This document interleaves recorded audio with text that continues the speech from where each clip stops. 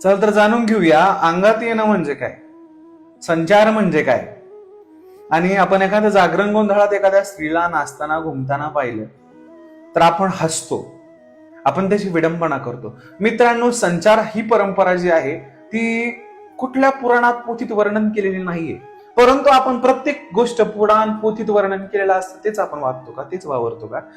प्रत्येक गोष्टीची एक नवीन संकल्पना असते. बदल हे क्रांतीचं जनक असतं.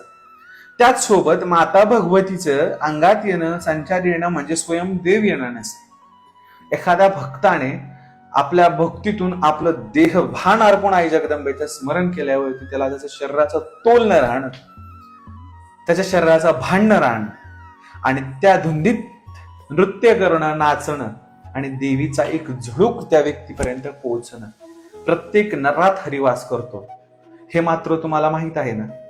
मग संचार जी पद्धती आहे ती एखाद्या भक्ताने अखंड भक्तीत विलीन होऊन पूर्ण आपल्या शरीराचा ताबा गेलेला असतो आणि त्याच्यातून संचार निर्माण होत असतो.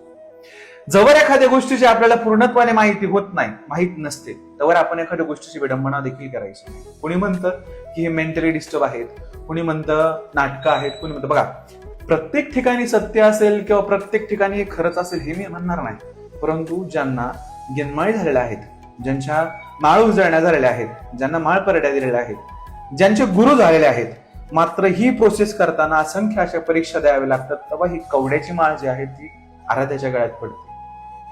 याच्या परीक्षा त्यांच्या घरच्यांसमोर घेतल्या जातात आणि त्या परीक्षेत जर ते संचार पुरीपूर्ण उतरलं तरच ही परडी त्याच्यापर्यंत पोहोचते. म्हणून मित्रांनो, आपण या गोष्टींची विडंबना करता सन्मान करायचा आहे की भक्तिरस खूप वेगळा आणि खूप मोठा आहे, ज्याच्यात पूर्णपणे एखादा सर्वसाधारण माणूस विलीन होता आणि भगवंतापर्यंत पोहोचण्याची जी भावना असते ती त्याची प्रकट होते. ओंकार.